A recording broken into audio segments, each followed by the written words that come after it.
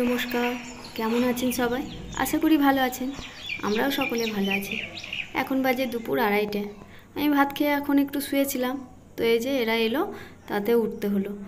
তো আমাদের ফিল্টারটা কয়েকদিন থেকেই খারাপ হয়ে আছে, তো জল চুয়াচ্ছিল, নিচে ফিল্টার হচ্ছিল কিন্তু জল চুয়াচ্ছিল। আমরা প্রথম তো খেয়াল করিনি অতটা, কিন্তু যখন দেখলাম যে দেওয়ালের রঙগুলো জল চুয়ে চুয়ে নষ্ট হয়ে গেছে, তখন নিচের দিকে তাকিয়ে দেখছি জল চুয়াচ্ছে। অল্প অল্প করেই প্রথমে চুয়াচ্ছিল, তারপরে এখন বেশি করেই চুয়াচ্ছে।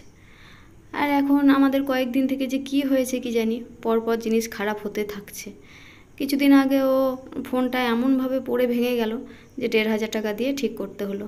তারপরে কিছুদিন পরেই আমার ছেলে বাইক থেকে পড়ে একটা ছোট্ট অ্যাক্সিডেন্ট হয়ে গেছিলো। তো তারপরে তো এই যে ফিল্টারটার পালা। তো ওরা তো ভাবলো যে ফিল্টারটা ওপর থেকেই ঠিক করতে পারবে, কিন্তু পারলো না, দিয়ে আবার নিচে নামিয়ে চেষ্টা করতে লাগলো। ওগুলো কালো কালো, এগুলো কি আয়রন নাকি? গ্রীষ্মকালে এত পিঁপড়ে হয় বুঝলে, ওই লক্ষণ রেখা দিয়ে রাখতে হয় চারিপাশে। দেখো এখনো দেওয়া আছে মোছা মোছা হয়ে, মানে এত পিঁপড়ে, মানে পিঁপড়ে বের হয় ওই দিক দিয়ে। এখন ওই জন্য হয়নি তো? হ্যাঁ, ওরা তো ফিল্টারটাকে দেখে ঠিক করে দিল, দিয়ে ফিল্টারটা সেট করে তারপরে বাড়ি চলে গেল বিকেলবেলা। তো ওরা থাকার সময় দেখি ফিল্টারটা ঠিকই চলছিল। বলে না, সেই ডাক্তারের কাছে গেলেই রুগী অর্ধেক ভালো হয়ে যায়, ওরা এলেই দেখি জিনিস যেন আপনা আপনিই যেন ঠিক হয়ে যায়। তো ওদের থাকাকালীন ঠিকই ফিল্টার হচ্ছিল। তো ওরা বিকেলে চলে যাওয়ার পর সন্ধ্যে থেকে দেখি ফিল্টারটা পুরো বন্ধ হয়ে গেল, আর কেমন একটা আওয়াজ করছে। তো তাই দেখে তো আমি ফিল্টারটা বন্ধ করে দিলাম, দিয়ে ওকে ফোন করলাম যে আমাদের ফিল্টারটা বোধহয় খারাপ হয়ে গেছে, আর কেমন একটা গন্ধ আসছে পোড়া পোড়া।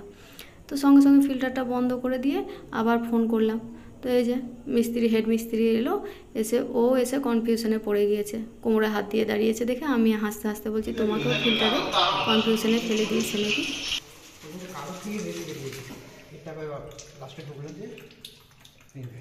তাই তো, একদম নোংরা জল যে গো। জল ফিল্টারতে এই চারটেতেই হচ্ছে না, এই বাইরের ওইটাতে মেন হবে এটা। ও, পাল্টালে তো সেই চারটেই পাল্টাতে হবে। একবার অনেক দিন ধরে পাল্টা কেনার পর বোধহয় একবার পাল্টেছে নাকি? একবার পাল্টিয়ে দিয়েছিলাম। হ্যাঁ, একবারই পাল্টেছো।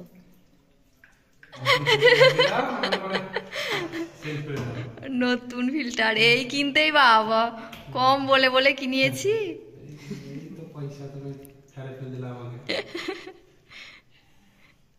তোমার দাদাকে তাহলে ফোন করে বলো, চেঞ্জ যদি করতেই হয়, নষ্ট করার দরকার কি জিনিসকে? আমার তো দেখেই ভয় গেছে দুপুরবেলা গেল। তাহলে কি নিচে জল পড়ছে ওই জামের জন্যে? এই যে তলে, হ্যাঁ হ্যাঁ হ্যাঁ,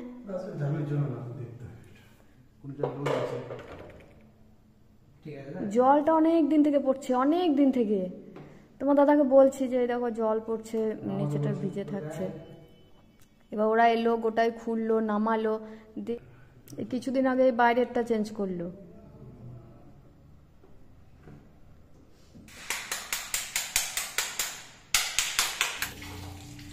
নোংরা বেরোছে। জল দেখেই তো মনে হচ্ছে গাপ গাপ ঘোলা ঘোলা জলটা। ওরাও প্রথমে ভেবেছিল যে ওই লাগানো অবস্থাতেই ফিল্টারটা ঠিক করতে পারবে, কিন্তু অনেক চেষ্টা করে যখন পারলো না, তখন ফিল্টারটাকে নামিয়ে সে আগের মতোই আবার পুরোটাই খুললো। তারপরে খুলে দেখলো যে মোটর পুড়ে গেছে। আমাকে বললো, বৌদি মোটর পুড়ে গেছে।